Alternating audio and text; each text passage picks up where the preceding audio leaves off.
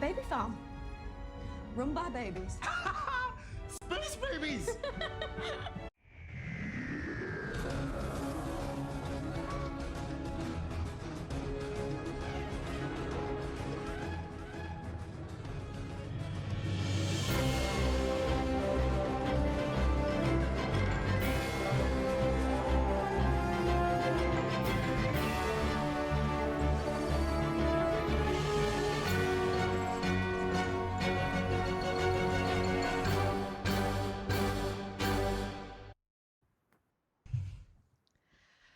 Greetings, fellow geeks, and welcome back to FanGeek'd. I'm Miranda, and I am joined by my Whovian co-host, Dallas. Hello. It is the third season of the podcast, and we are happy to be back and talk about some Who after a brief break for the Christmas special. Now we are diving into the series proper. True. I will say that the Christmas special was a little less Christmassy. Like, it takes place during Christmas, but it wasn't like, Christmas-y in feeling. Mm-hmm. Not until towards the end. Yeah, not till towards the end. So since we are starting a new era, this episode will be found exclusively either on BBC and BBC iPlayer if you're in the UK, and Disney Plus everywhere else. This episode is the first episode of Series 14, or Season 1, as it is formally noted on Disney Plus. On my Disney Plus, Season 1. It's Church on Ruby Road and then Space Babies. Yep. Season 1 is how Disney Plus words it. Fair enough. So I cannot wait to dive into the adventure that was this episode. Shall we dive in? Sure, why not? Like, adventure, I'll call it that nicely for now. Okay, so as usual, I have the summary from IMDb. Ruby learns that the doctor's amazing secrets when he takes her to the far future. There, they find a baby farm run by babies. But can they be saved from the terrifying boogeyman?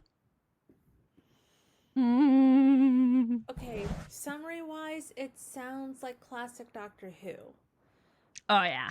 But, again, because it's being run by babies, I feel like the concept of the baby thing it's a hit or miss thing. It's either going to be like campy, like look who's talking, or it's gonna kind of border on being a little bit trying to be too serious, but really it's not serious, kind of like Boss Baby.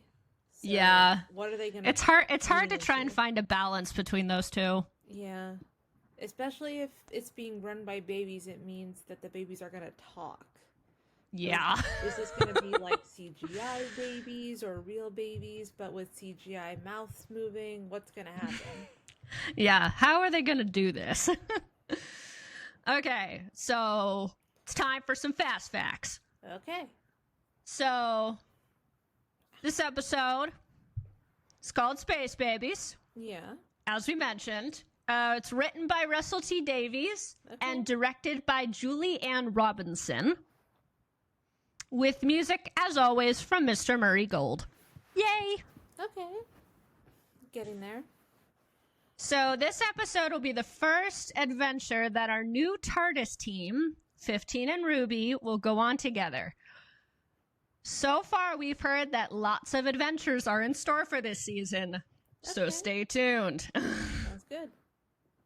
So this episode will be on both YouTube and in podcast form. The YouTube and now Spotify will add visual clips for added visual aid during our episode discussions. I will also hopefully include clips from Unleashed if there are any available. Because Unleashed kind of gives you a nice little sneak peek into how they actually make some of this stuff happen, which is crazy. Nice. So, babies, space Space Babies, which is the very mad idea of a baby farm run by babies. I guess the first thing everyone wants to know about this frankly bonkers episode is how do you turn a spaceship full of babies from this to this? Well, to be quite frank, it's pretty complicated. But stick with me and all will be revealed. It's a multi-part answer involving real babies, unreal babies, remote control buggies, and little green men. But the first thing you need is 12 babies with the cuteness of a basket full of kittens who can keep up with the acting power of the Doctor. It's essentially putting a camera quite close to their face, moving it around, people walking around behind them, just trying to test how they react. Yeah. Basically, as long as you didn't throw your toys out of the pram, you got the gig. This is a hero. He's not 9 months yet, he's been 9 months and 2 days. So he's the baby of the babies, basically. Do you know what? He's been actually quite good, considering he's teething. This is Sienna.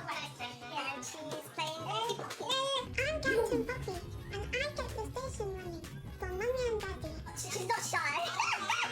She's not shy. Captain Poppy, when was the last time that you had a hug? Never. Sienna is the most gorgeous little thing, the most stunning little thing, and she's so good, and she's so unbothered by everything. The only time she ever cried was when someone took her pear away, which I fully appreciate. I'm Laura, this is Ethan. I'm Alyssa, this is Rome. They pull this string and that string. I'm not sure what they do, but I pull them very hard. When we first came in, I was thinking, wow, this is just insane. But it's been amazing. We came for the audition and then we heard it was like Doctor. We're like, don't pay us, we'll do it for free. Our family, we love Doctor. We sit down and watch it together. So when we got this opportunity, we were really excited. The trials of having real babies on set is that they're so cute. They're the cutest things ever, and it's so difficult not to interact with them and just start playing with them. Besides bursting into tears or falling asleep mid-shot, there's another major drawback to working with space babies. They're only allowed to spend 2 hours a day on camera. So, to allow the rest of the cast and crew to continue filming, the production team came up with a neat workaround. Let me introduce you to a jelly baby.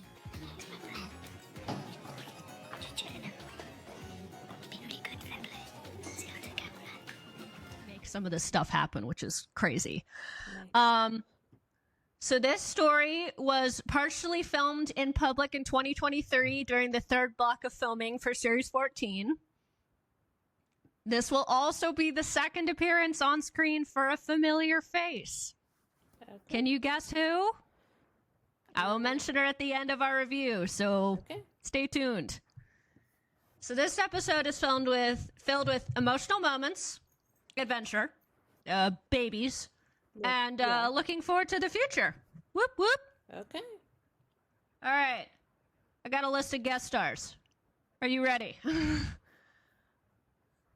I did include some of the voices for the babies, too, because I thought it'd be fitting. Okay. So, of course, I have to include Shooty and Ruby, because this is their first proper Doctor Who adventure together, minus the Christmas special. Yeah, I'll say that it's more Christmas. The Church on Ruby Road a little bit more adventure. Yeah. So Shooty was last seen in Church on Ruby Road. Is also known for Sex Education, Barbie, and of course Who. Yes. Yay. And then Miss Millie as Ruby Sunday, who's known for Coronation Street, Indira, Love, and Lies and Records. Yay. And then, of course, we have Michelle Greenridge as Miss Carla Sunday back again. Yay! Yay. Last seen in the Church on Ruby Road is also known for It's a Sin, Small Axe, I May Destroy You, and Afterlife. And then, of course, we've got Miss Angela Winter as Cherry. Okay. Also, she's hilarious. Frickin' love her. Yes, she has her tea now. Was also last seen in the Church on Ruby Road. She's also known for Last Christmas, EastEnders, Hobby City, and Gracie. Yay. All right. Now for some new faces. Okay. First, we have Robert Strange, who played our evil bogeyman. Okay, Robert Strange is a good name for an actor. He is known for The Lord of the Rings of Power, Doctor Who, and The Flatshare. Can't say I've seen the Lord of the Rings ones. I've heard good things about it, though. That's on Prime. If you Yeah. want to watch it. It's already been confirmed for a 3rd season. Okay. Okay, next up is Sammy Amber as the voice of baby Eric. Why does that name sound familiar? He is known for Love, Death, and Robots, Dalgliesh, Spencer, Ted Lasso, The Walk-In, Hijack, and Sexy Beast. Yes, there is a show called Sexy Beast. Is Spencer a film or a TV show? I'm not quite sure. It might be either. He might have just made a small appearance in it, though, if it was a TV show. Okay, because the only Spencer that comes up is Spencer from, and it was a 1-season sitcom from the 80s. Okay. Could have been a movie. Oh, Spencer. Oh, okay. Spencer Yeah. is in Diana Spencer. Yeah. Okay, that explains it. So, next up is Shola Otain Ajiboye. That's a mouthful. Ajiboye, who's the voice of Captain Poppy. Okay. She is known for, this is her first big role. So she was featured in both Doctor Who and Unleashed. Okay. Yay! Good job! Yay. Next up is Golda Rochevelle, who should sound familiar for all my Shonda Rhimes fans. For all my Shondaland fans. That should sound familiar. A little bit. Who plays Jocelyn Sancerre. So she is known for playing Queen Charlotte in Bridgerton. Yes, Queen Charlotte has made it to Doctor Who. For one episode. Yes, but still.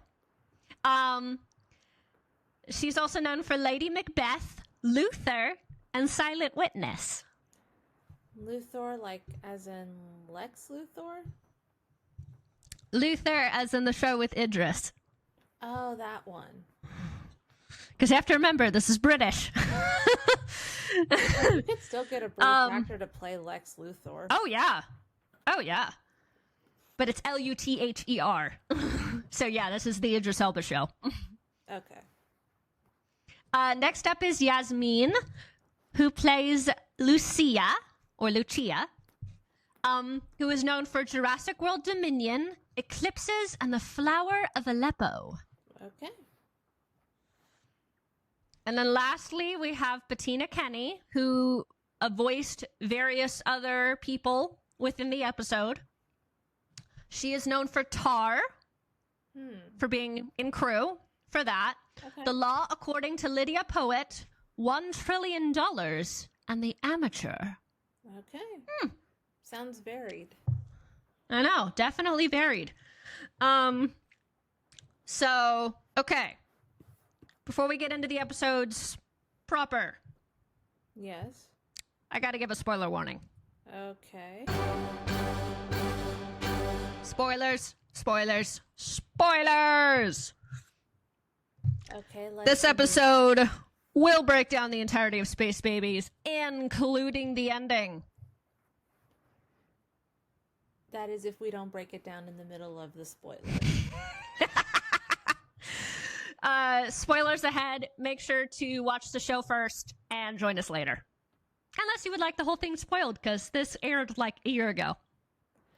Or watch it, listen, and then watch it again. Yep. Whatever your heart's desire. All right. So the difference between this week and last week, there's no cold open. We're going straight into the titles. Okay. So, dooba dooba dooba dooba doo, titles, yay Murray, woohoo, theme song. Do we you? So, of course, this episode begins right where we left off at the end of Church on Ruby Road, with Ruby staring straight at the TARDIS before taking a deep breath and going inside.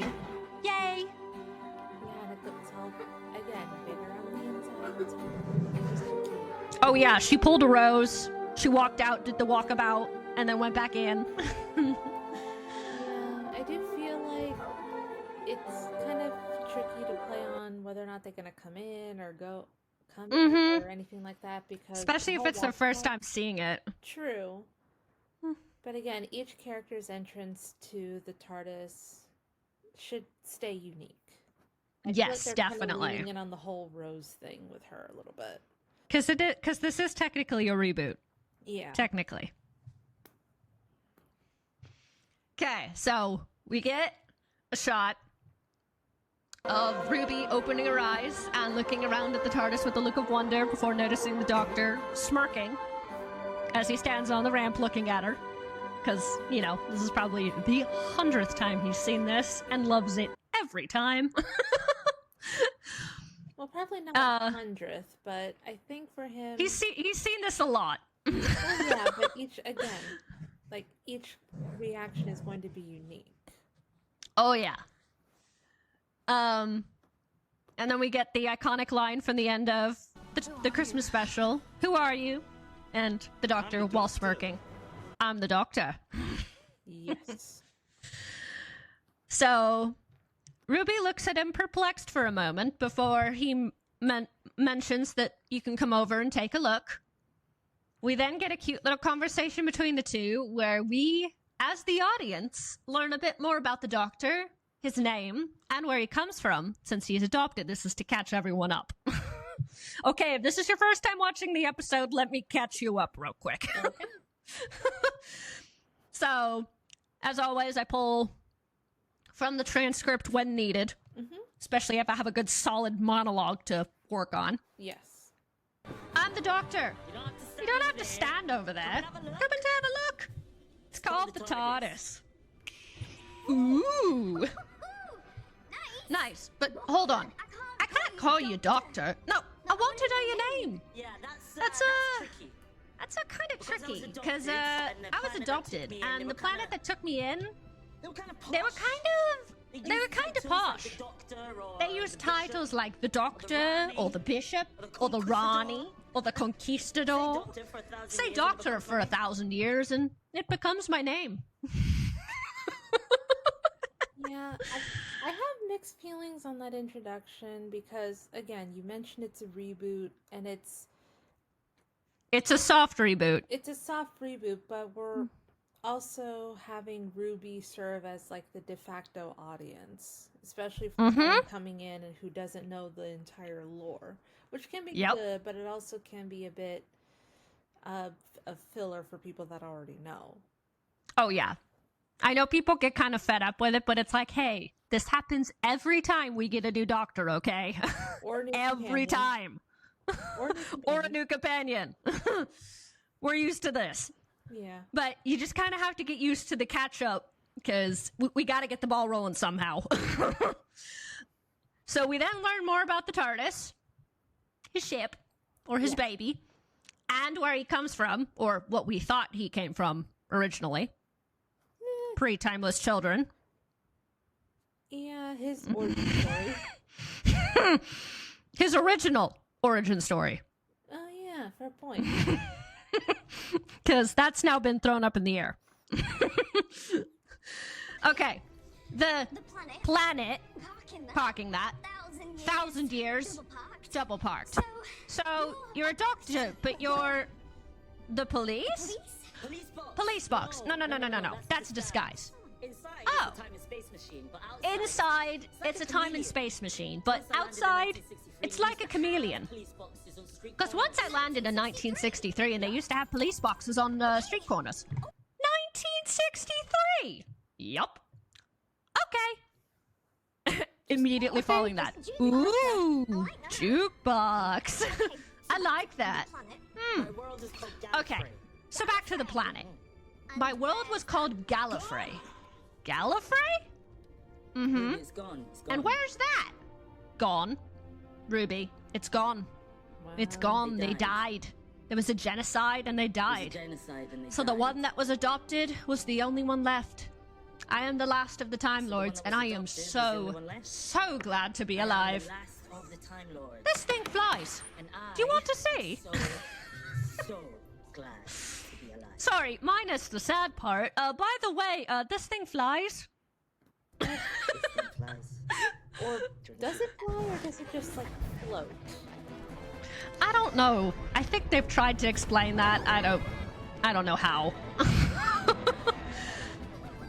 So the Doctor, of course, decides to spontaneously fly off and have a random adventure somewhere. Of course. But where? The future.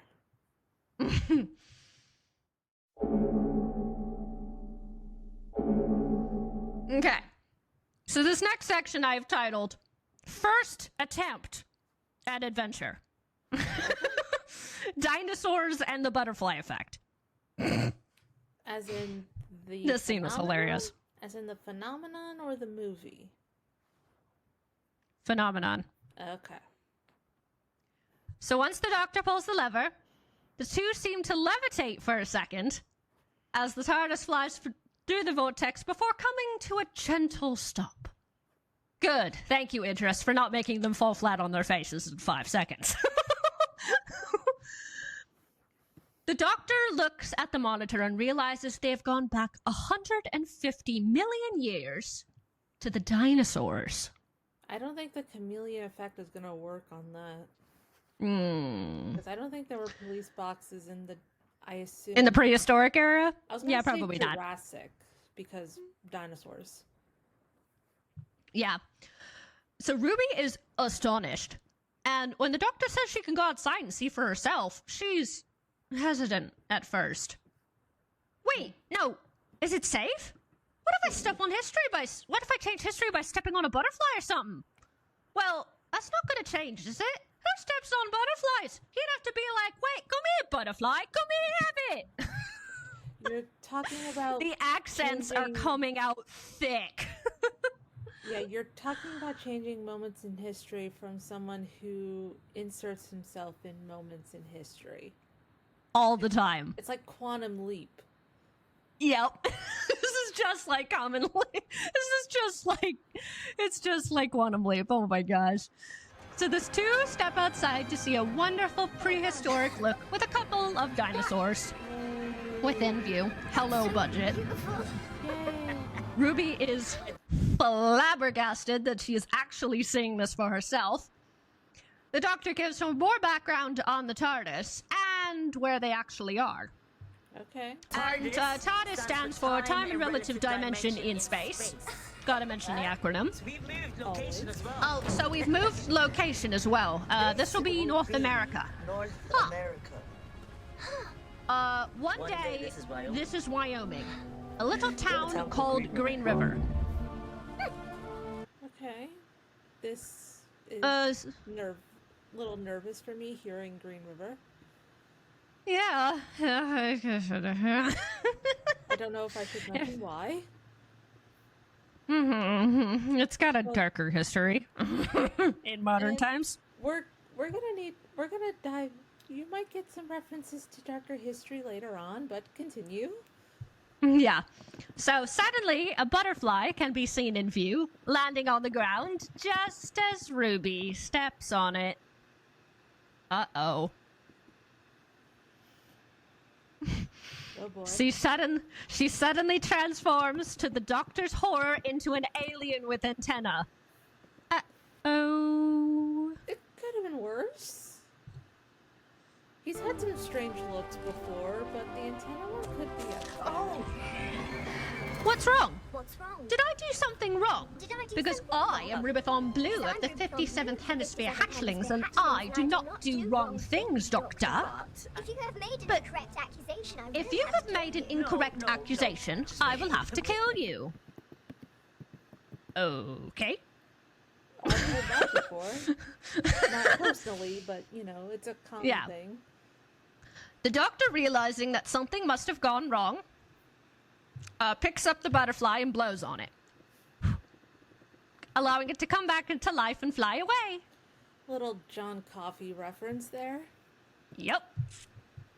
The paradox is resolved, and Ruby is back. Yay! Such a yay. Still John Coffey, though. So sad. Yeah. So the Doctor thinks for a moment before turning to head back to the TARDIS. So let's try that adventure thing again. Again. I think we messed up. Give them a do-over. They earned it.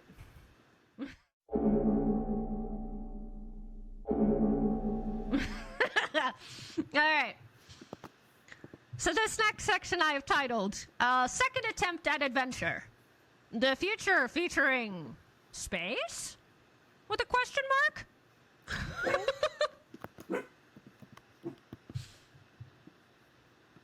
Let's see. We then jump back to the TARDIS as the Doctor realizes he needs to check his controls before jumping out somewhere.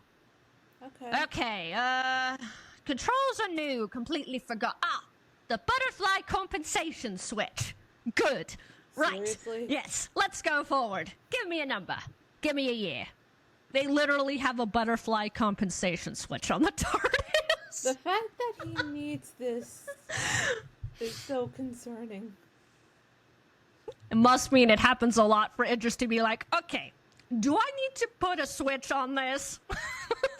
Or like a Because this is redo getting button. concerning. Like the This is concept of getting concerning. It's like the concept of a self-destruct button. I know! So, the Doctor decides they're going to the future this time, not the past. And asks Ruby to give him a series of numbers. She gives him the numbers 2, 1, 5, 0, and 6. A 5-digit year. He seems to be a little excited. I would have Just a little thought bit. that would have been, you know, like 2/ and then 2/ and then a double-digit day, and then the last ones be a year. Yeah. We then see the TARDIS flying through the vortex before we suddenly transport to a different universe and landing on a space station of sorts. That montage of them going from the vortex to space to the ship. Good job, budget. Yeah, definitely. Good job, guys. That was definitely an arc moment there. Ruby pokes her head out and is confused at first, wondering where they landed. She does make a nice Star Trek reference, though. She must be a Trekkie. Which generation Trekkie? But we're indoors. We got through walls. Uh-huh. It's like a matter transporter, like in Star Trek. And then the Doctor laughs and goes, "We've got to visit them one day." So... Possible crossover, perhaps? Yeah, but a crossover for which Trekkie generation? That's a good Kirk question. generation or the Picard generation? Because I feel like it would be a little bit better if he does the Picard That's what I was generation. thinking. Yeah. I hope it's Like considering Star Trek and Doctor Who are already BFFs to begin with, I feel like we will have no problem now Well, yeah. doing a crossover. True. Plus, more of the people involved in the Picard one are alive and have better relationships with the cast than the previous one. Mm-hmm. So, the two begin wandering around the station, noticing a strange odor, as Ruby seems to ask about the ship and why it didn't change when they landed. Hey, but you said the TARDIS was like a chameleon, but it still looks like a police box. Oh, it's broken. Most of the universe is knackered, babes. Just casually, oh, it's broken. Like, that's not comforting. It's been broken for a hot minute. Like, that's not comforting. No, it isn't. The Doctor notices steam coming out of certain vents and, lots of creaking. Oh, Something boy. unusual for a space station. Not something's wrong, unusual, but what? not something you want to hear. No. Something was wrong with this place. It is a space station. Reaching overload. Fire. Ah! You know, you made it worse. No, you've made it worse. Okay, Ruby. Followed immediately by the growl. No. The first growl we hear of the monster. Okay. No, that's worse. Yeah, but it's worse because this TARDIS is creaking. Suddenly, they hear a loud growling sound coming from nearby, causing them to freak out and run. The Doctor seems to try and calm himself. Ruby, as well as the audience, down. It doesn't seem to work out so well. Of course not. Is that a monster? No, don't be silly, Ruby. There's no such thing as monsters. There's just creatures you haven't met yet. Turns to the monster. Hi there. Ah! And then they all run. Something the show is famous for. Everybody just runs. Yes, corridors and running. Always. Has to be running involved. They really do need something like a skater or a bike. Yeah, they run through hallways into a small little tube, which turns out to be a lift of sorts, taking them higher up into the station. Okay.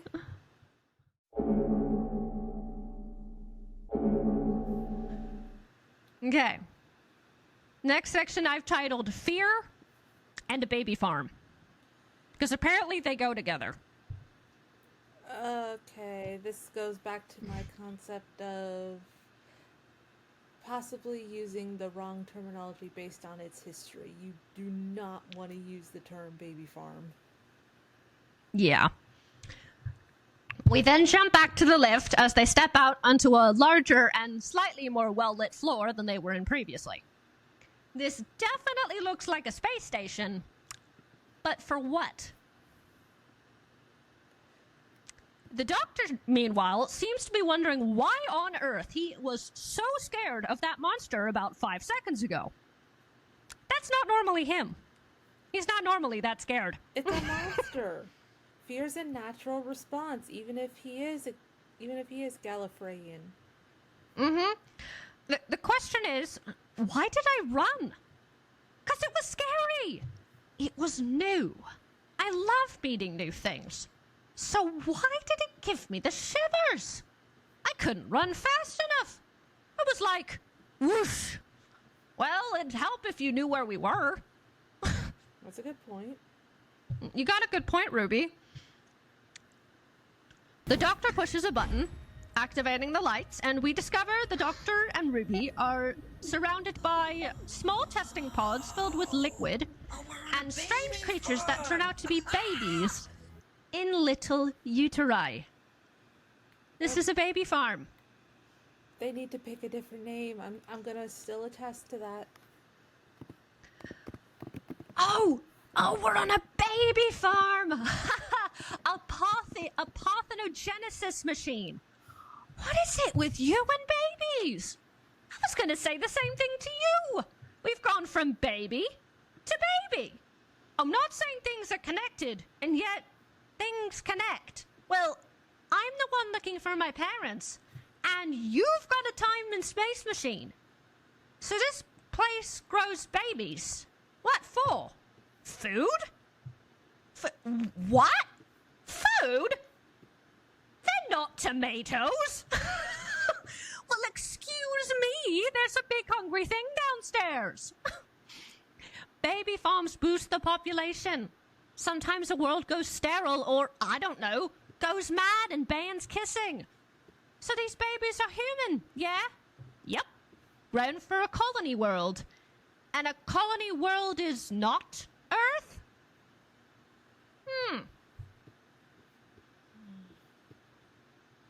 Interesting.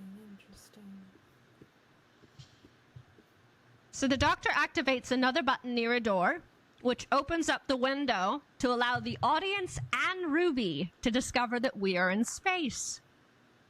Welcome to outer space, Miss Ruby Sunday. For probably the first but not last time. Mm-hmm. So the Doctor and Ruby have a very sweet conversation about why he travels and how he keeps going. This scene was so cute. This little conversation was adorable. I'll say it was sweet, but I feel like it needed to be paced out a little bit more. Mm-hmm. Because, like, while it was sweet, like, again, she's new to the adventure.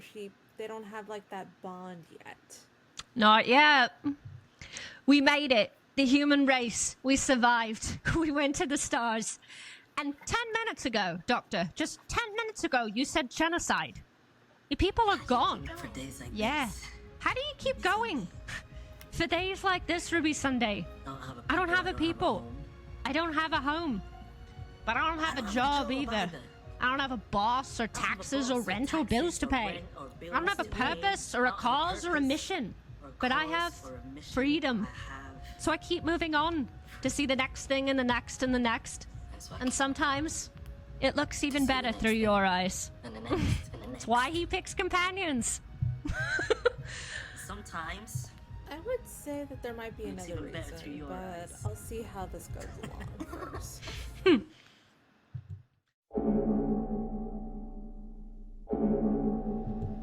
All right, this next section I've titled Space Phones and Space Babies. Okay. The Doctor then activates a hologram, allowing us to learn about the planet they are seeing. We also learn about the TARDIS's ability with languages, because Ruby's got to learn about that too. Yes. So, where is this then? Oh, Planet Pacifico del Rio. Oh, that's in English. They speak English here? English exists? Oh, no. Humans all speak one language by this point. A bit like Cantonese. Oh. This is what it really looks like, but the TARDIS translates. It's got a perception filter, so it helps you fit into every time and place. Nice. I feel like that would come in handy. Yeah, it's like your own Rosetta Stone. Yes. Ruby then realizes that by this time, her mum would be long gone. However, the Doctor has a plan. Of course. He just sonics her phone, and now she can call multiple years into the past. This is just like 9 with Rose at the end of the world in 2005. Tell you what, with a little bit of jiggery pokery. Is that a technical term, jiggery pokery? Yeah, I came first in jiggery pokery. What about you? Nah, I failed hullabaloo. There you go.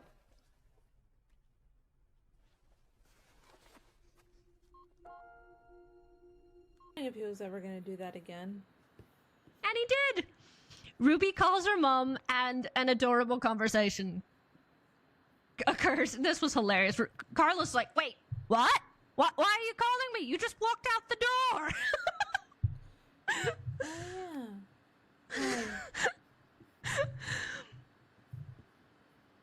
Ruby then asks the Doctor how much the signal was, but the Doctor seems to be figuring out what on earth is going on. He's busy with something else. You might have to focus on that now. Yeah.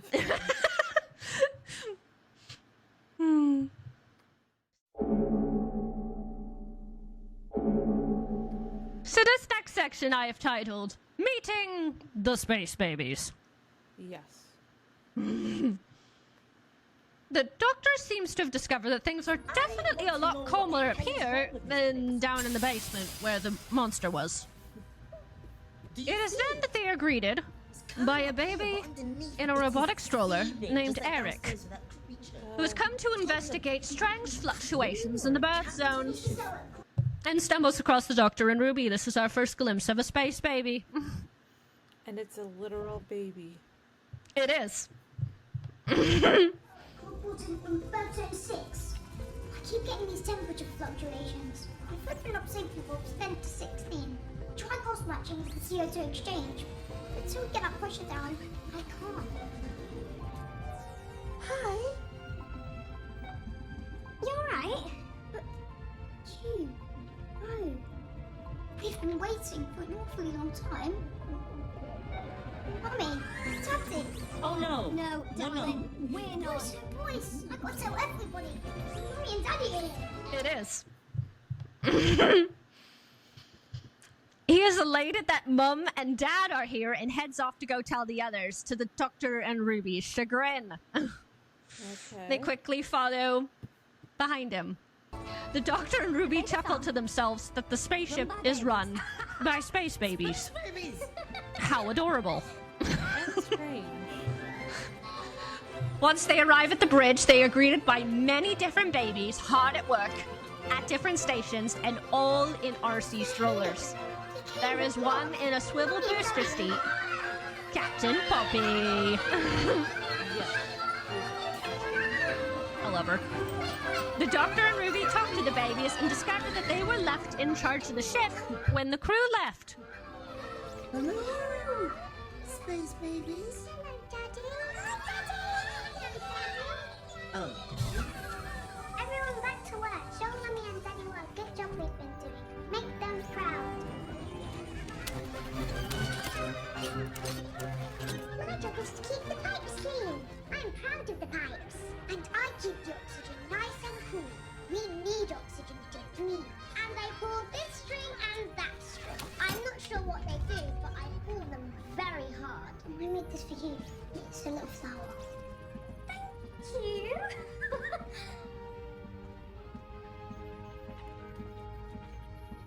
I'm Captain Poppy, and I get the station running for Mummy and Daddy because we knew you'd come back for us one day. We waited. right. You're not supposed to be running this place. This isn't Baby World. You got left behind when the adults... vamoosed? We took over. We were very brave. Right. When the crew left. That is sad. They try to persuade the babies that they are not Mum and Dad, but quickly realize that none of the babies have ever been hugged before. That's worse. That's so sad. That's great. That's good. That's amazing. You've done a really great job. I'm sorry, Poppy. I'm so sorry. But we are not your mummy and daddy. I wish we were. But we're not. They left us. Where did they go? I don't know, darling. But I'm Ruby, and this is the Doctor. And we're your friends. Yeah, I got you. I got you. Oh, gosh. Annie. Captain Poppy, when was the last time that you had a hug? Never. Oh, baby, it's okay. Come on here, it's okay. It's okay. Shh. It's alright. So sad. Ruby picks up Eric and the Doctor picks up Poppy, allowing each of the babies to have their very first hug. This scene was so cute. I'll say that one was touching.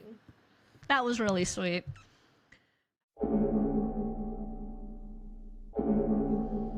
Alright, next up is the next section I've titled Growing Up and Meeting Nanny.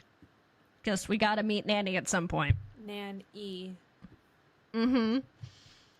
We then jump to an hour later, where the Doctor and Ruby are hard at work talking to and comforting the babies. Okay. Oh, this scene with the Doctor and Poppy. So cute. The Doctor's having a conversation with Poppy, who mentions that they're worried they grew up wrong. This scene was so cute. I know. Did I get things wrong, Doctor? Well, according to this, the crew went home. They abandoned ship and they left you guys behind. I don't know why, but they left the birth machine running. So you lot grew up, but you stayed the same size. Baby size. Space babies. But are we wrong? What do you mean? What do you We're not mean? meant to be like this. We're not Did we meant to grow be up like wrong? this. Did we grow up wrong? Oh, Poppy. Oh, Popsicle. His nickname for her is adorable. Nobody grows up. And he's totally fine with it. Look at me. You Look at are me. what Nobody you grows are, up wrong. and that is You are what you are, But and Mommy that and is Daddy left magnificent. us. That's okay. But Mommy and Daddy left Mine did us. too. That's okay. Mine did too. He relates. The two end up discussing some more about growing up, and the doctor gives some very sound advice that I think we all need to hear. I liked this. What happened? Well, I was found. I was found. Hooray! Little baby Yeah, me little baby me was left alone in the middle of outer out space. in space. And guess who took me in? I don't know. I don't know. Time Lord. The Time Lords. You say like me? Ooh. That's Can you it. say it like me? But the point is, That Time Lords. That's it. Pop, pop, pop, pop, pop. But the point is that it doesn't matter where I come from because I'm absolutely lovely, aren't I? Yes, you are. That wasn't rhetorical, Pops. Yes, you are. And do you want to know my secret? There is no one like me in the whole wide universe. No one like me exists, and that's true of everyone. It's not a problem, Captain Pops. It's a superpower. High five! I would argue there is one other person like him. But that's Yeah. only just in the barest sense. Mm-hmm. Like him personally, no. No. But where they're from, yes. Yes. So he's still technically not lying. Not the last of us. He's technically not lying, but he also kind of is. Yeah, it's like a weird middle ground thing. It's But, in between. But I did like that advice though. Yeah, I like that advice. So we It's get- not a problem, it's a superpower. Yeah, that's a And that's very fitting. That's a great way to word it for kids. well, It's a not a space problem. baby. It's a superpower. It's a good way to word it, I guess. Meanwhile, Ruby is talking with a large group of babies, trying to get to know each of them by name. I still can't Oh, remember boy. all their names. So you're Eric, and you're Tasha, and Ruben, and then there's Saltine and Boo. And then Saltine, Eric like- immediately goes, Cracker? I love you. I love you, Ruby. That is cute. Aw, I love you too, Eric, but how do you manage? All on your own. It's then that Eric introduces us to the baby supervisor, Nan-E, a virtual nanny that has been keeping an eye on the babies. Oh, we've got Nanny. Say hello, Nanny. Good afternoon, children, and welcome to our new visitors. Oh, Nanomatrix Electroform, Nan-E. Right. Hi, Nanny. I'm the doctor, and this is Ruby.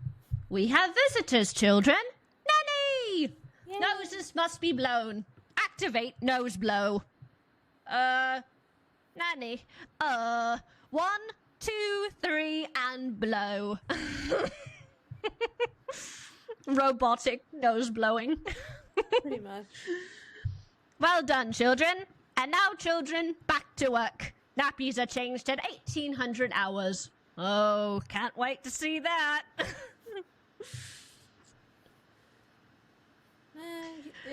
It depends. You kind of have to have the stomach for it, depending, but it's not all bad. I'm like working in a preschool for 2 years. I am so used to changing diapers. I have changed the diaper of a 5-year-old.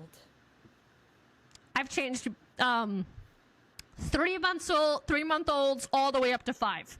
Yeah, I've been through it all, same. It's weird. except for newborns. I haven't touched those yet, but I'm like, it's the same idea. I've had. It can be bad. Woo! Oh yeah. Woo! When you smell it, you smell it. Anyway, let's continue. The doctor then mentions the monster for the first time, and we finally hear its name. The Bogeyman. It causes fear in all the babies, Yeah, I thought causing that them was to a bit scream and weird. cry. Ruby tries to calm them down, telling them the bogeyman isn't real. The doctor tries to turn on the screen to show Nanny what they're dealing with, but it only makes it worse. Yeah.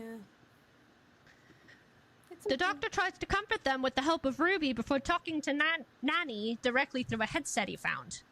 Right, Nanny. These babies are trying their best. Space babies. But the station is in trouble. You've got to build up a pressure in Hall 3B. Something is ramping up down where the bogeyman lives. And if that continues, baby boom. Okay. Portal 357. Okay, what's that? Access Portal 357. That's on this floor. What is it? Access Portal 357. Yeah, it's just a storage unit. What would I need to go for there for? Oh, for God's sakes. 357. Come on! Nanny's like, come on! How many times do I have to tell you? Like, is this important news, or is this going to be referenced again? I don't know. I know, about like the 5th time, she's like, oh, for God's sake, just go over there. Jeez. The doctor then realizes that they are being summoned and heads out to find Portal 357, with Ruby taking a second before following close behind. Okay. Finding the portal. See where this goes.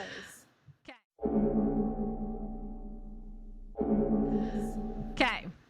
This next section I've titled Memories and Falling Snow. Okay. Yes, it's back again. We then jump back to the hallway as the Doctor and Ruby head off to find Portal 357. And a conversation begins about babies and the connection Ruby seems to have to this place. So, this is what you do, Doctor. I mean, in life. You help. That's like your purpose? No, I'm just, helping babies. Space babies. Listening to my hearts. 2 hearts. Plural. Okay. 2 hearts, but what if helping the babies takes 6 weeks? Or 10 years? Because my mum's still waiting for me. Back home on your birthday? Yeah. It's strange, your life. You were abandoned, like this lot. If things connect, then you are connecting like crazy. You don't know anything about your birth mother or your father? They didn't leave a note or a scrap of paper? Nothing. I was just left. By the church, in the snow, on Ruby Road. It is then that we are suddenly transported back on Ruby Road during the Christmas special, except the memory has changed slightly. Oh no. The mother, who was walking away, suddenly stops, turns, and points her finger directly at the Doctor. Oh boy. We can't see under her hood, but this seems to startle the Doctor, causing some emotions, until Ruby calls him out of his trance. He starts crying. It's then that we discover something strange has occurred once he's out of the trance. Okay. It's snowing inside of the spaceship, Oh no. causing both of them to be baffled. As one It's would snowing. be. Doctor, what? It's snowing. Nice Okay. snow and we've What got just happened? I said snow, and we've got snowflakes. It's like a memory just came through It's like a memory. from the day that you were born. But how? From the day that you Is were this the born. sort of thing that happens with time travel? This is the I've sort been of to thing the that ends of happens time and back, with and I time have travel. never I have seen been to the anything ends of like time this and before. back, and I have Then what does it never seen mean? anything like this before. I don't know. I thought my birth was crazy. I don't know. Oh yeah. Oh. I wonder who she is. Your mother. The memory changed. She was pointing at me. Interesting. I wonder who she is. Suddenly, a door opens, and we hear a voice calling them inside. She was pointing at me. It's Nanny. Okay. I said Portal 357. Don't just stand there yapping, you pair of idiots. Get inside. Who's she? Nanny. Oh. Well, yeah, get in. That's what she's saying. Don't just stand there yapping. Get in. Well, I think that's also a little bit of de facto audience there, because even I kind of get tired of that whole cliche from time to time. Mm-hmm.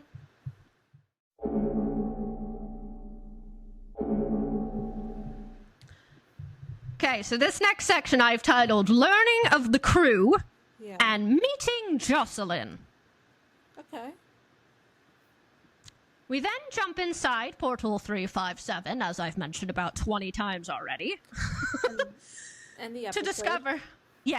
To discover that the Doctor and Ruby are viewing video of the crew of the ship they are currently on, signing off due to either protests or appalling actions from the company.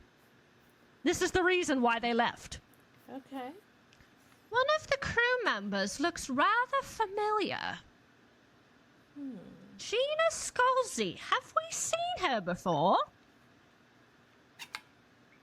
Maybe. I'll mention more about her later. Captain Rico Trieste signing off duty for Baby Station Beta. Pacifico date 56-56-22. For the record, I'm signing off under protest and wish to condemn this course of action. Chief Engineer Luciano Santo, signing off 56-56-22. And I'd like to say for the record, the company's actions are appalling. I will be launching an appeal against this as soon as we're home. This is Comms Officer Gina Scalzi signing off. 56-56-22. So the crew went home and left the babies behind, space babies. It's the recession. The government closed the baby station to save money, but the law says it's illegal to stop the birth machine.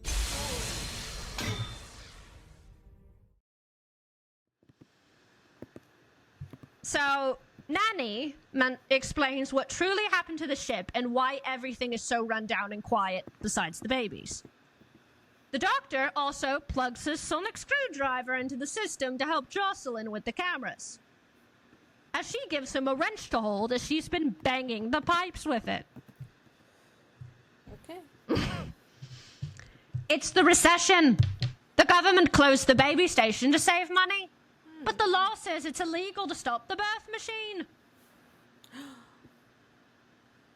I'm gonna hold. But how did you arrive? Have you got a way out of here? I've got a shit. Yeah, what's your name? Sorry, Nanny? Jocelyn. Jocelyn Sincere. I was the on-site accountant. I don't know how this place works. Jocelyn, hold on. This can help. Plugs the sonic in. If you leave this to sync up, that should recalibrate the whole shebang. Thank you. Want to swap? Here, have a wrench. Oh. So sassy. Ruby tries to understand the system that the planet put into place, which even Jocelyn doesn't understand. The planet down below who refuse to stop the babies being born, but once they're born, they don't look after them. Weird. I'm gonna hold. I'm holding. The Doctor asked Jocelyn why she stayed behind, and we learned the tragic reason why. I couldn't leave them, and I tried with this place, but I'm not an engineer. The machine went out of sync. I patched it back, but then the education software ran out of control. It's been a mess. And I've been all on my own watching the kids for 6 years. No. But I don't understand. They are gorgeous. Why would you hide? 'Cause I don't want to see them die. And I don't want them to see me die. 'Cause that's how bad this is. This is a closed station. There's only so much air. There's only so much food. The last thing I'll do is give them the air out of Portal 357. But then you came along. Oh, this is getting so sad and twisted. Ruby then asks if they could fly elsewhere, but the doctor corrects her that this is a stationary space station, not a spaceship. It doesn't even have an engine.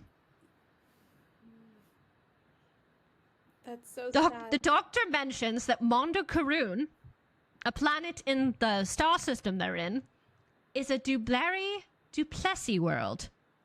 Getting the doctor all excited. Okay. Oh, that's good. Duplessis is a star-wide organization. It means they can take in lots of refugees. Oh, well, can't we call them for help?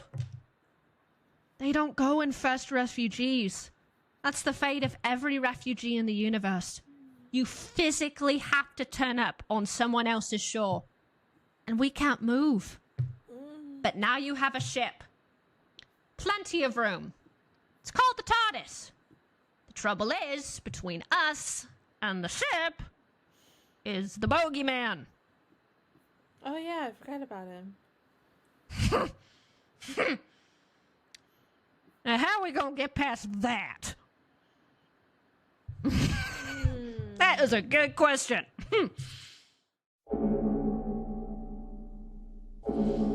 Okay. This next section I have titled Eric's Brave Decision and Operation Rescue Baby. Oh boy. Oh yeah, Operation Rescue. Yeah. I'll call, yeah. I wasn't sure what else to call it, but the Doctor and Ruby are discussing notes for that part, other than with Jocelyn what they think the bogeyman really is. Well, the Doctor tries to figure out why he was so scared. He's still confused as to why he's scared. Dude, fear is a natural response. It's taken me years and a lot of my husband's insistence to realize that. What is that thing? You don't know? It's nothing to do with me. It's not part of the manifest. It's not like anything I've ever seen. No, nor me. But it reminds me of something. What is it? And what is its skin made of? And why was I so scared? Because it's terrifying. Don't question it. Don't touch it. But I've met a million ugly bugs. I'm an ugly bug. That thing made me run. And I just wonder why. Dude, you run from, or at least run to, nearly everything and everyone. Don't question it. Ruby then realized that there seems to be a reason why the bogeyman is there. As a children's story. That I did not see coming, I will be honest. Yeah, that was kind of smart. Ruby's got good intellect there. Yeah. Okay, thing is, this place is completely mad. But it sort of makes sense. Because you've got babies, you've got a nanny, and you've got the bogeyman. You've literally got a monster living down below. It's a children's story come to life. Makes sense. This is both a dream and a nightmare, depending on the context. Yes. It is then, to their horror, that they notice somebody on the cameras down on the basement level with the bogeyman. Oh no. It's baby Eric. Why did it have to be Eric? The Doctor, Ruby, and Jocelyn, through Nanny, try and persuade Eric out of the basement and away from the terrible monster. And every story has its hero. That's Eric! Is that Eric? Eric, get out of there! Eric, please vacate this area. Oh, is that how it works? Nanny filter. Eric, get out now! Eric will leave immediately. No, Nanny, I'm being brave. sakes, run! Eric, invoking the deity, accelerate preambulation. I'm doing what Ruby said. What? I love Ruby, and she said there's no such thing as the bogeyman. So I'm going to find the naughty doggo and tell him off. But I'm so scared. I want to commend because it sounds adorable, but it's also so stupid. Ruby is horrified that she did something terrible, runs off to go chase down Eric with the doctor hot on her heels. Of course. The doctor asks Nanny through the cameras where the bogeyman is, and we discover that there's a filter that changes the language around to be appropriate for children. Parent filter. This includes swear words. Yes, it's a parent filter. Nanny, where's the bogeyman? It's about 400 meters northwest of you, but still no sign of Eric. I can't get a proper fix. I told you, these systems are a crock of waste products. Nice. Mind your language, Nanny. Even the doctor has to tell her, don't swear. Don't do it. Coming off as a swear, so calm down, dude. It turns out that Ruby has a plan. Make a crap ton of noise to get the bogeyman's attention away from baby Eric towards them instead. Okay. Hey, it's a good thing the doctor has a wrench. It's good for banging things. Oh yeah, he has the wrench.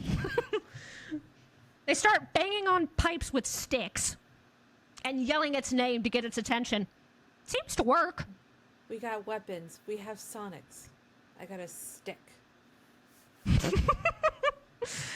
Well, my brain immediately starts thinking, we, on the other hand, have a pointy stick. Pretty much, yeah. He's a prisoner of the creatures who hate him most in the universe. Between us and him is everything the deadliest race in all of history can throw at us. We, on the other hand, have a pointy stick. How do we start? Yeah, pretty much. Although Thanks, I don't Missy. remember the stick being pointy. No, I think it was just a regular plain old stick. Yeah, I think it was just like a regular stick. Mm-hmm. They start walking through corridors, continuing to bang before stopping to hear it start to get closer. Dun-dun, dun-dun, dun-dun. Mm-hmm. My brain starts thinking of Jaws. The doctor thinks about what to do next before, sniffing around. Yeah, notices a familiar stench. Yeah, let's stick with stench with that. I'm not gonna go beyond stench. Yeah. Okay, nice plan, but, what now? I think if I was very, very little and I knew the bogeyman was coming, I would need to change my nappy because I can detect, opens cupboard, space baby! There's Eric. Aww. He was hiding in a cupboard. Poor thing. Ruby picks him up and shushes him. Because, of course, I'd be scared. It's a frickin' bogeyman! Yeah, but it's also kind of like a mother instinct since, Oh, yeah. you know, Mm-hmm. like a nurture kind of side. We've got you. We've got you. Oh, you poor thing. It's okay. I know. Aww. So cute. That's so sweet. Okay. So sweet. Okay. Next section I have titled Operation Rescue Baby. Escape and baby rescue. Kiki, there's gonna be a baby rescue. Do you know that? Do you know that? Or do you not care? You just don't care. I think she just wants to say hi. Hi, Kiki. Say hi. I know you hear me. There's a voice coming from the computer. You're gonna hear the voice. I know. So, once the Doctor and Ruby found Eric, they start to head back through the corridors before they suddenly run into the bogeyman again. Not again. Jocelyn scolds them, telling them to go in the other direction. What other direction? There's like 3 other The opposite direction of where they are. Okay. Ruby is holding Eric in her arms, both the Doctor and Ruby comforting Eric as they run. And they keep running. They eventually find a good hiding spot behind a wall, but it only lasts for so long as they promptly get scared again by the bogeyman. Figures. Meanwhile, Eric is freaking out the entire time. The poor thing. I know, poor baby. Poor space baby. Jocelyn is trying to tell them off through the nanny filter, and it sounds hilarious with her trying not to swear. Yeah. Don't you touch them, you illegitimate person! It's a dead end! Oh no! We are holding our breath alongside the Doctor and Ruby as the bogeyman comes inches away from discovering them and is turning around when it is suddenly shot by a stream of fire. We turn around to see Poppy and 3 other babies holding a flamethrower of all things. Babies to the rescue! Get a flamethrower. What they do that? Babies to the rescue! Ha! Space babies! Babies with a flamethrower! Babies, babies, babies! You did brilliant! You did so good! Space babies, you need to go, okay? Get out of here! Okay, you did good. Now, GTFO. Good job. And then Eric's stroller reappears. Because you gotta get Eric back in the stroller somehow. Yeah, he needs to move. Okay, let's get you in here. Come on, let's get you in there. Imitates an airplane. Meow, doink. Of course, why not? Nanny, tell them what to do. Children will return to the upper levels or have no expletive dinner. Wow. The amount of Jocelyn trying not to swear is making me laugh. Yeah, it's like Joe Pesci in Home Alone. Don't touch them, you illegitimate person. Although I think had they not censored that, it still would have been funny. Like they probably still could have aired it. Why not?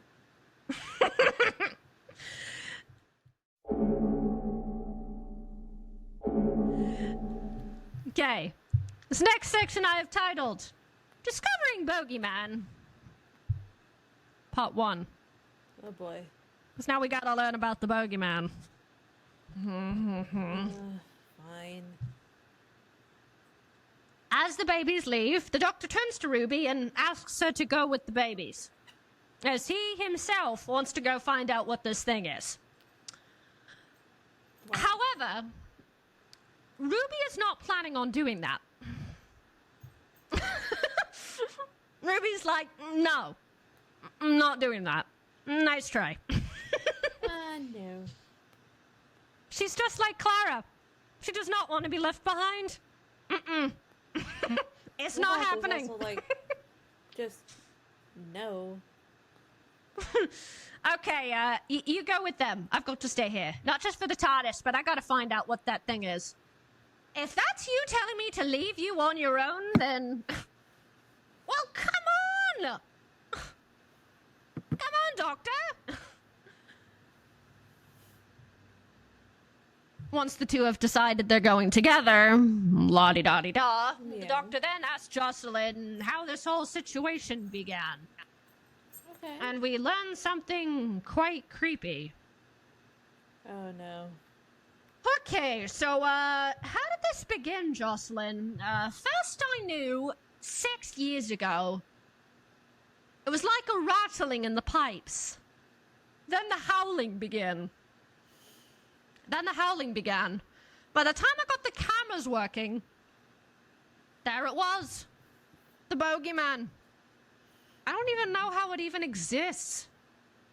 And that was 6 years ago? Oh, that's the same time the babies were born. Oh boy. It's been around as long as the babies. Okay. This isn't good. It is then that the doctor notices something interesting. The creature seems to be leaving behind something as it goes. But what is it? It's leaving some sort of spore. Man, that's a good word. Spore. What the bleep bleep is that? Oh, Jocelyn, turn the filter off. Okay, that'd be... What is that stuff? If I could get this to your machine, it could analyze it. The machine's got a vent in the basement. Follow the corridor. Left, straight ahead, left again. Okay, they're gonna go analyze this stuff. Okay.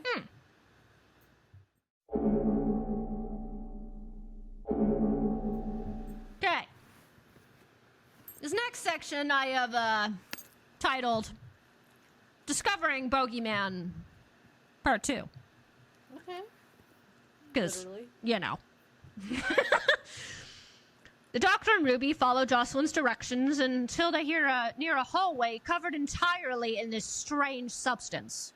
Ew. It's covering the walls, the floor, and the ceiling. Ew. Ew. What on earth is this stuff? To those listening, I hope you're not eating anything. Yeah. This next section, please do not try and eat anything. Or if you're hungry, you won't be anymore. Please take this next section with some slight caution. Please. Into the belly of the beast. Yeah, this stuff's slippy ruse.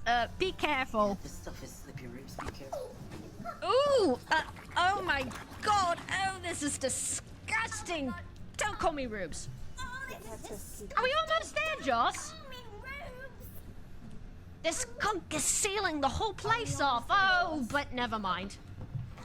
He says that as he finds the machine. Yay. Stuff is sealing the whole place off.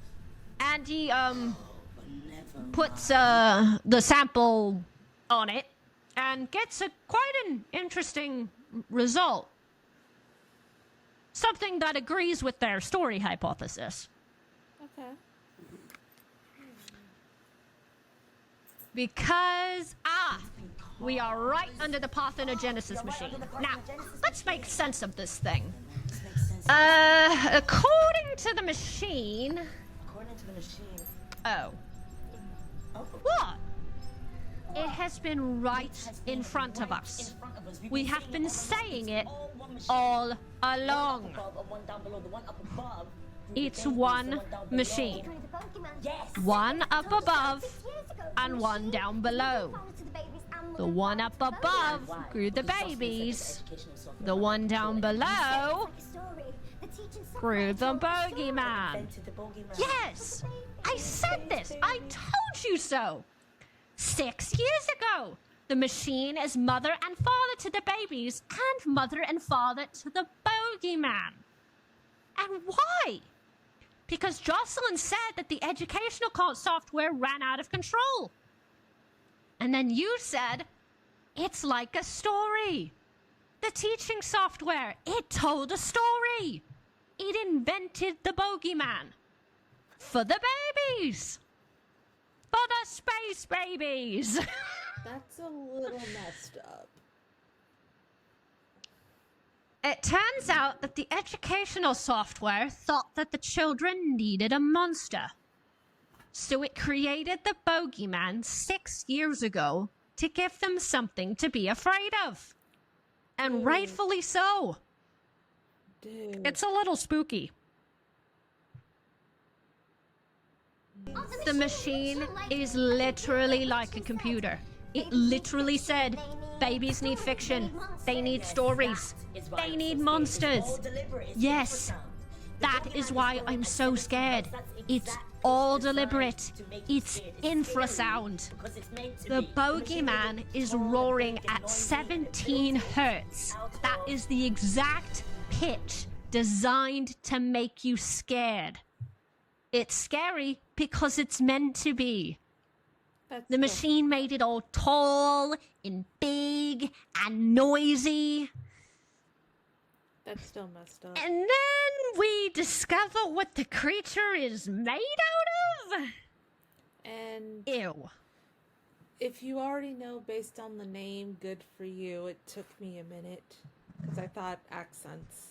It's quite gross. It's because Ruby is literally covered in it. She's covered in boogers. Like boogers out of your nose. Hence the name, the Bogeyman. Remember, the Brits call it bogies, not boogers. What? I thought they called it the other way, but eh. We call them boogers, they call them bogies. Hence why it's called the Bogeyman. I just heard snot. What? Oh, Ruby. What? Oh, man. Tell me what it is. Tell me what it is. I can't. Doctor!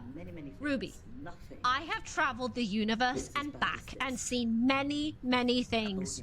But nothing is as bad as this. A bogeyman is made out of what? I don't know. The machine is literal. And the name is Bogeyman. So? The machine was literal. And so it grew the machine. Out. Oh, babes. Space babes. We saw it. The nose blowing. The machine was literal. And so it grew the bogeyman out of bogies. What? All of this is bogies. No. Yes. No. Yes. And she's freaking out because she's covered head to toe in bogies. I would. Ugh. No wonder it was shedding its skin. Doesn't everyone? No, no, no.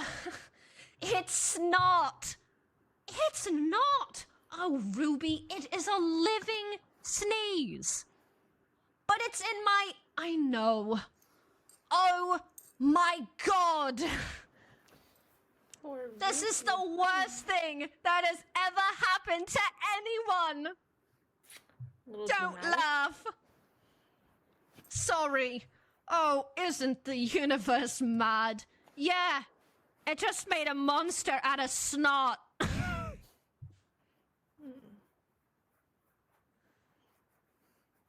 However, as they're laughing about bogies, guess who decided to sneak up right behind them?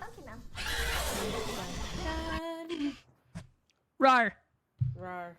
They didn't realize that the monster was directly behind them and had to run screaming all the way back to the lift. Had to have some more running, because, you know, it's who. Yeah. Gotta have some more running. Jocelyn is closing gates for them to guide them in the wrong direction, though Ruby is pissed off that they were used as bait. I mean, I would be. Yeah.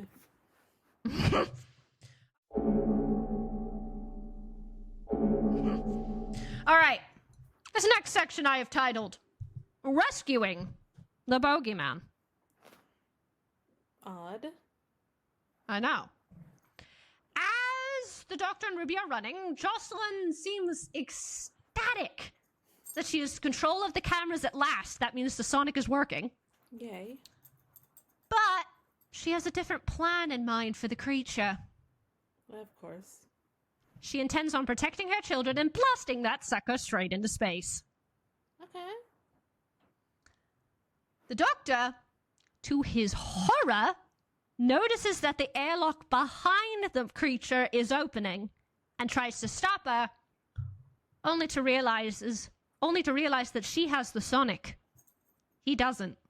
He just has a stick, I think. And his brain. Well, that's- Oh, what can he do? Oh no, what can he do? Oh As the oxygen level slowly starts to deplete as the door opens, the doctor sends Ruby off to find the lift and get the Sonic to stop Jocelyn while he plans on closing the airlock himself. The babies are also watching on the cameras on the bridge and are screaming for both the doctor and Ruby to stay safe, especially Poppy and Eric. The poor babies are watching the whole thing. The doctor, as he is watching this creature struggling to keep its grip, realizes that the creature itself is the only one of its kind. Just like him.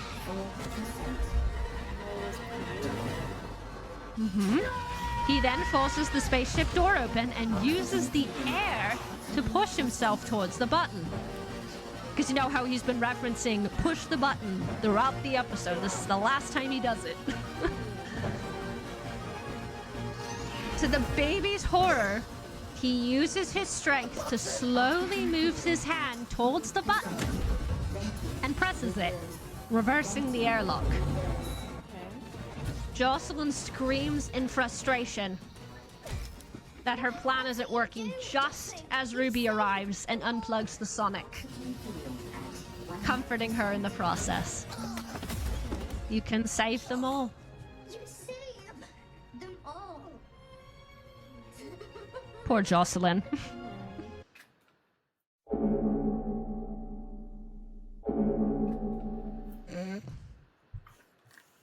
Okay, I'm laughing because of the epically bad pun that is in this next section. Oh my god. Say the pun. Okay. This next section I have titled a new home and a specific dad joke. Okay.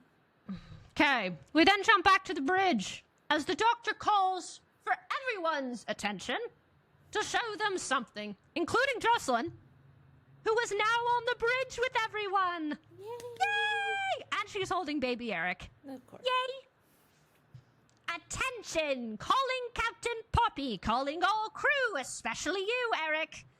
Plus Ruby and Jocelyn Sincere. Nanny was really naughty. I know, and I'm so sorry. All of you. Babies babble.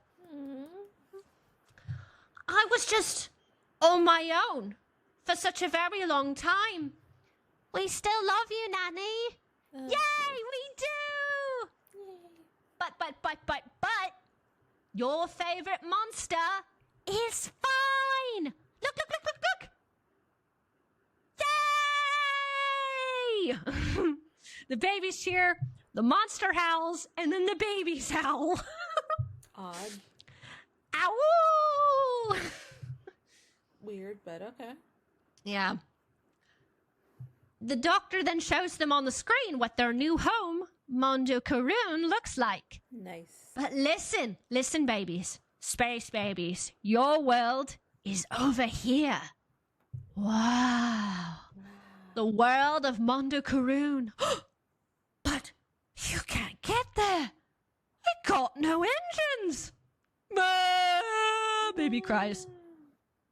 However, since this is a space station, it doesn't have any engines. But the doctor has found quite a funny solution. Okay. Methane. What? I think you knew this joke was coming. Except, turns out, that build-up pressure in hole 3B is from you. Huh? Because the system went wrong, and that is where it stacked up all your nappies. Ew. Gross. No wonder it was stinking down there. For 6 years, a great big pile of nanny filter. Shizzle. Okay, that a one. zillion metric tons of methane babies.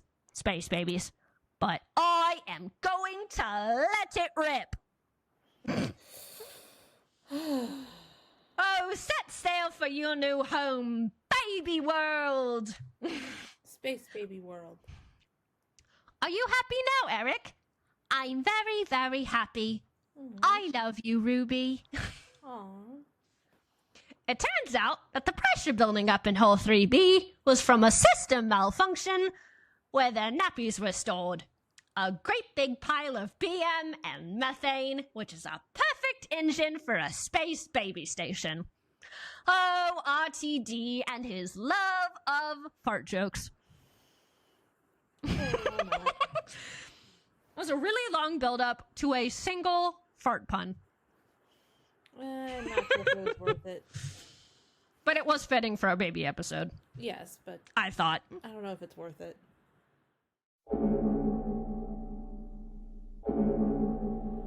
Okay. This last section, I am titling TARDIS Keys and Adventures Await. Yay! Okay. After a little celebration, the Doctor and Ruby eventually make it back to the alcove where the TARDIS landed, pausing for a moment to reminisce on their adventure. You know, Yeah, might be a good idea. probably. So that's a normal day for you then? No, that was that extra was special extra nuts. special nuts. The Doctor then fishes something out of his jacket pocket and holds it up. The prized key to the TARDIS. Nice. A gift for new companion, Ruby Sunday. This interaction was adorable.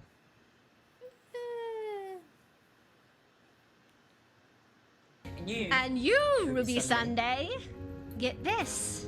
Your very Get own this. TARDIS key. Your very own TARDIS. What for? I have the whole universe at my fingertips.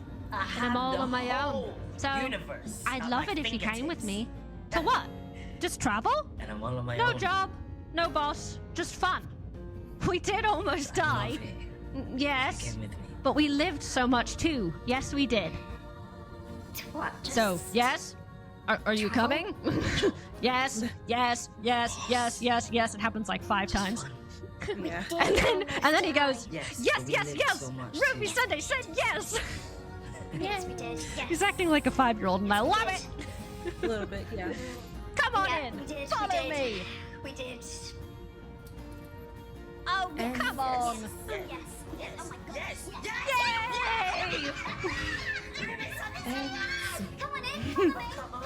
As they enter the TARDIS, Ruby gets excited to tell the Doctor someplace they want to go, but the Doctor has a term that he must mention to Ruby, and it involves snowflakes. Oh boy. Ho ho ho! Right, mate, Except- let me tell you where we're going to go. Terms and conditions. Except, oh, terms and conditions. There's one thing that I can never do, Ruby, and that's take you to that church Ruby. on Ruby And I'll Road. take you to that church. Ruby Road that on Ruby Christmas. Road. Absolutely Christmas. never. Again. But you've got a time machine. Absolutely never. But you've got a time machine. If you change one thing, a single But you've got a snowflake, time machine. that could change your birth If mother you story, change one and then you would thing, never meet me, a single and this snowflake, would never happen. that would change your and we birth would mother fall story. into the And then you would never deepest, meet me. None of this would ever darkest happen. paradox, Ruby, And we would trust fall me. into the deepest, darkest I think paradox, that snow was Ruby. a warning. Trust me. I think that snow was a can't. warning. I can't And I won't. and I won't. Well, that's a pity, because I disagree. And if you let me finish, Because I disagree. we are going to go see my mum at Christmas let me right finish. now. We're going to We go are see gonna go see Carla. my mum. Yahoo! Christmas. Yay. Right now. Meanwhile, Come on. back at Christmas, Yeah. And we'll be fine. Carla She is said, "I talking love on the you." And we're phone, not- complaining about not one from Ruby, the that six. Ruby has disappeared What off to Christmas is who this? knows where with a It all strange started with man, this man. when a Tell me, strange Doctor. noise can be heard. Hold on. Hmm. Your nose. Carla hangs up the phone and then seems suspicious. Meanwhile, Cherry, who's in the sitting room, is freaking out that something is landing in their living room. It's the TARDIS. Yes. And it broke a hole in Carla's kitchen. Oops. Whoops. Ruby pokes her head out and has an adorable reunion with her mum and grandma, which Yay. was much needed. Yes. She calls in for the doctor to come out, who says he'll be out in a second. He's in the middle of something. Turns out that he scanned Ruby to try and figure things out, and it came up with some interesting results. They use titles like the bishop, the pedant. The final shot of the episode is of the TARDIS and the scan results as the Doctor walks out of the TARDIS to greet Ruby's family.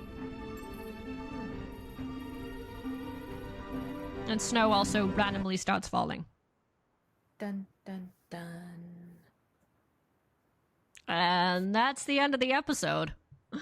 Yep. Do you have any funny or interesting moments you would like to add before we get into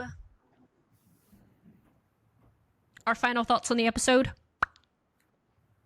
Nothing yet. Most of what I have saved is like final thoughts and opinions. Okay. So the moments I have is Dr. Ruby moments, for one thing, because yay. Doctor and the babies. Because I gotta have that moment with Captain Poppy that was adorable. Yes, that seems like a dad right there. The baby rescue with the flamethrower. Yeah. And Jocelyn. Because it's Jocelyn. Yeah. Plus the parent filter. Hilarious. Yeah, that was funny. Okay. It's time for Guess Who?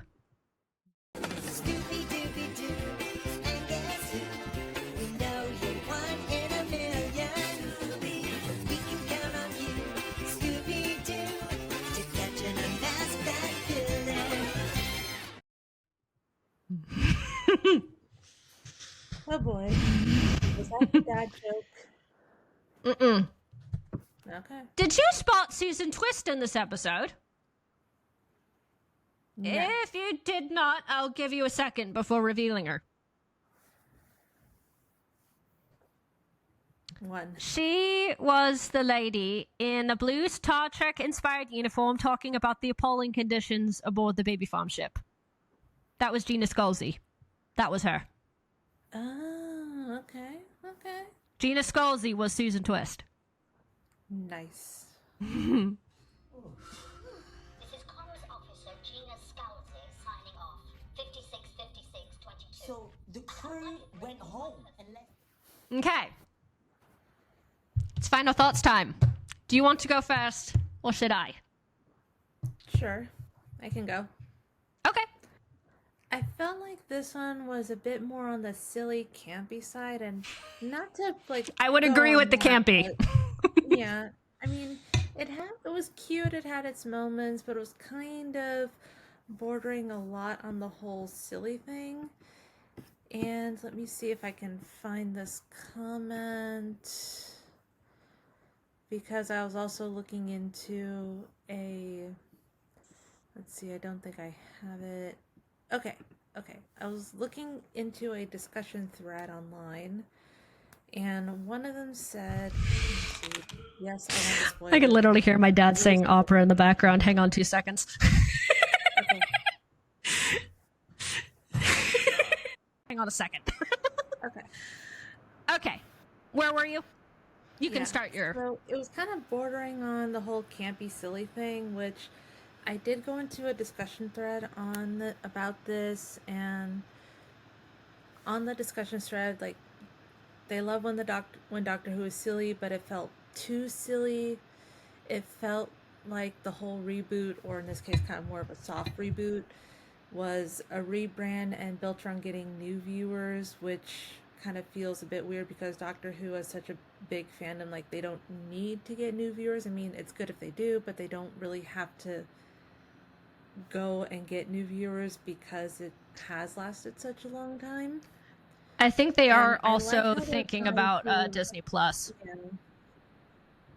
Well, yeah, it feels like they're trying to cater to a Disney Plus audience as opposed to a Doctor Who audience.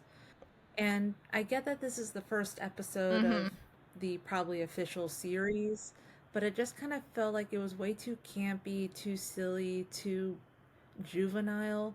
I will say the up point was at the end when he's giving Ruby the key and explaining to her the importance of not going back to when she's left on the church doorstep, because it shows that there are consequences. I did enjoy that part. Like when I enjoyed when it's serious. I like when it's silly, but I love when it's poignant and serious. Yeah, And I there's think an that's something people that can they only need to keep in mind, even though it's on Disney Plus. Yeah. But Disney is not afraid to be serious. But now it's like they're busy being colorful and campy, and they kind of need to realize, like, hey, this is Doctor Who. This is for a Doctor Who audience, and you kind of need to know what your audience is like. Yep. I think this is also them trying to fine tune things, and new distributor, trying to get a whole new audience.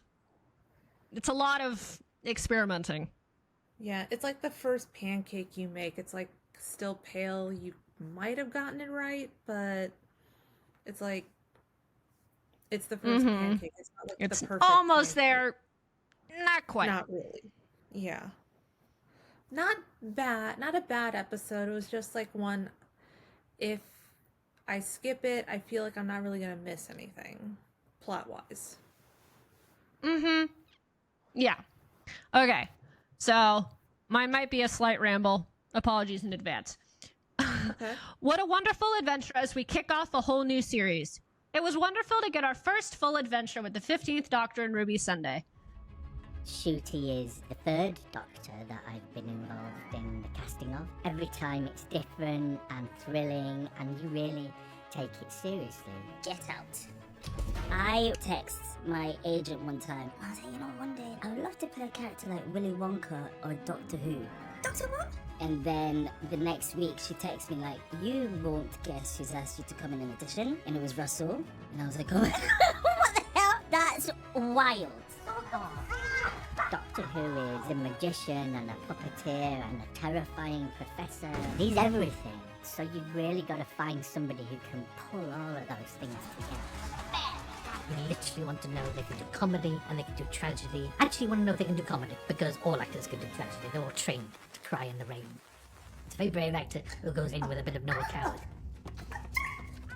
No. It's the ones who can do comedy that always slay it for me.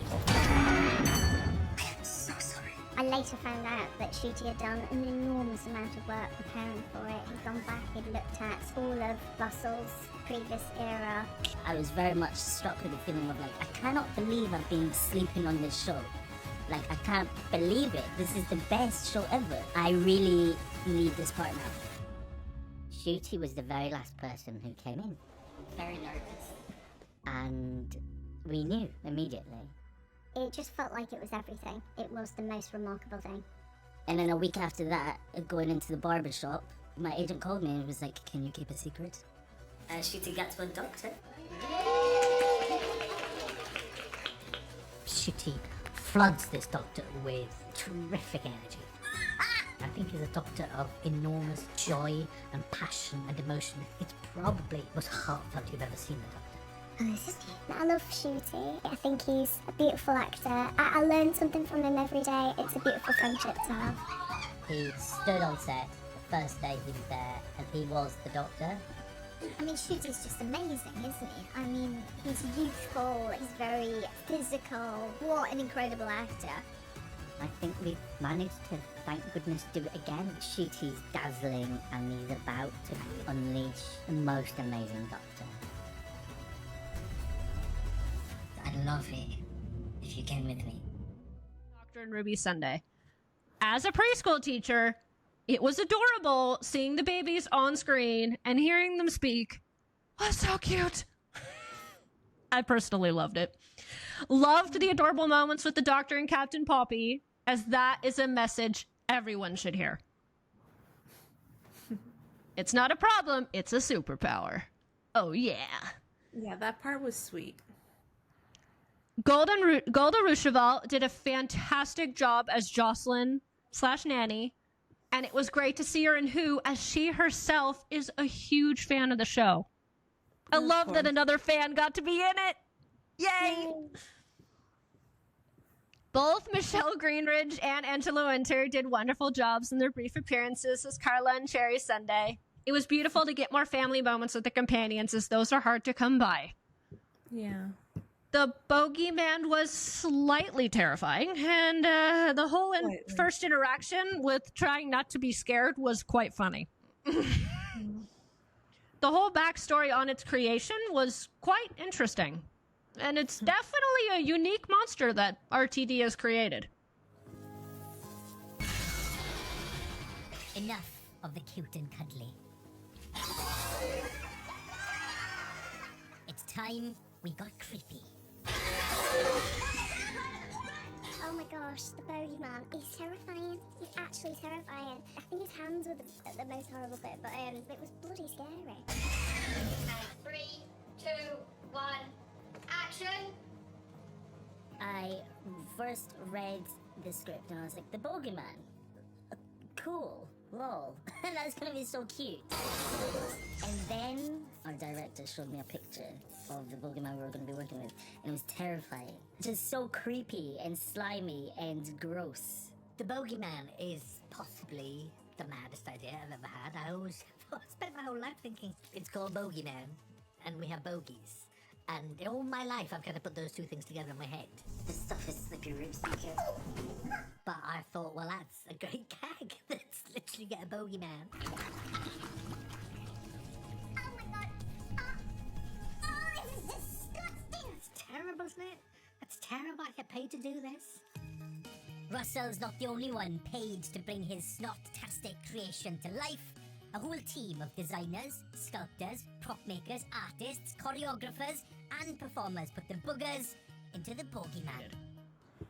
It's clear that working with both Bad Wolf Productions and Disney have allowed the small blue box show to truly grow on a massive scale, and it's great to see. I can't wait to see the jukebox be used in future episodes. Wink, wink, nudge, nudge. Yes. We haven't used it yet. Hello. Looking forward to new adventures with this TARDIS crew. Allons-y! Yes. Okay. Ranking-wise, what would you rank this out of 10? I know this was probably not super high, but where exactly would you put it? Like a 6, bordering on 6.5. I think I had it at like a 7. So like, I feel like middle high. I had it high. Like I had it higher more because of the babies. Yeah, I had it higher because of the babies. Okay. I get what they were trying to do with the babies, but it just kind of felt like it could have worked in a different context. Mm-hmm. Like maybe they could have had the baby speaking to him telepathically, as opposed to with the mouth. If they ever mention them again, they could do that. Or if they do something else in relation to babies, they could totally do that. Yeah. Okay. Are you ready to hear what comes next? I'm not sure if you've seen this episode or not, because I'm teasing episode 2. Which one? Let's see. It's what comes next after Space Babies on Disney. You mean Abbey Road? Mm-hmm. The Devil's Cord, as it's aptly titled. I will say, that is something I would have liked to have seen other companions dive into. That it took that long.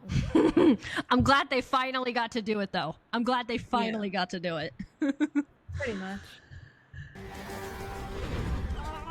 Abbey Road Studios!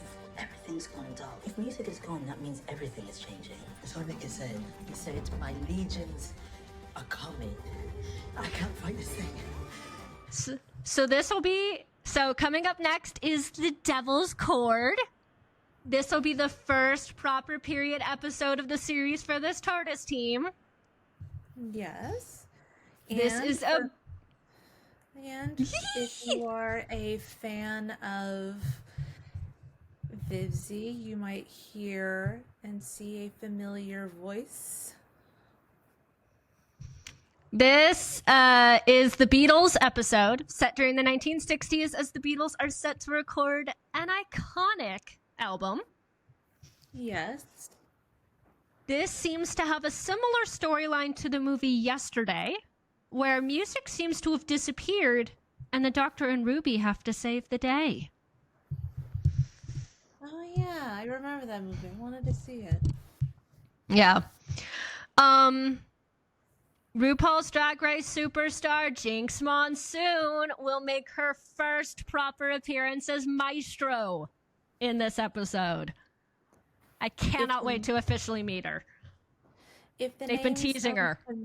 If the name sounds familiar, you might have heard her say, "OMG, Lona, Tech, Lona, is that you?" My psychic told me it was horrible. I just thought she meant Baltimore. I didn't think she meant hell.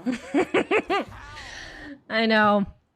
They was had really been bad, teasing her for months. I think she was one of the first guest stars to be revealed for this season, if I'm not mistaken. They seriously have been teasing her reveal for a hot minute, so people were very excited. There also seems to be a hint of a musical number somewhere in this episode. Interesting. In the teasers, there were a lot of hints that a musical number was coming. With lots of 60s flair. Well, of course. Because it is the 60s. And it does involve not music. into the Beatles. So that doesn't surprise me. Yeah. Shall we? Allons-y. Yay. And that is the end of the episode. If you want to listen to more of our Doctor Who episodes with us, make sure to listen to us on Spreaker or wherever you listen to your podcast now that we're officially everywhere. Yay! Like glitter. At FanGeek'd. Whew. Yes. Make sure to follow us on all of our social media at FanGeek'd. I try to be everywhere. Sorry if I disappeared on Twitter for a hot minute. I'm back. We're good. We had some technical difficulties over the weekend. We have more content coming, so make sure to stay tuned. Thanks so much, Geeks, and we'll see you next time on FanGeek'd.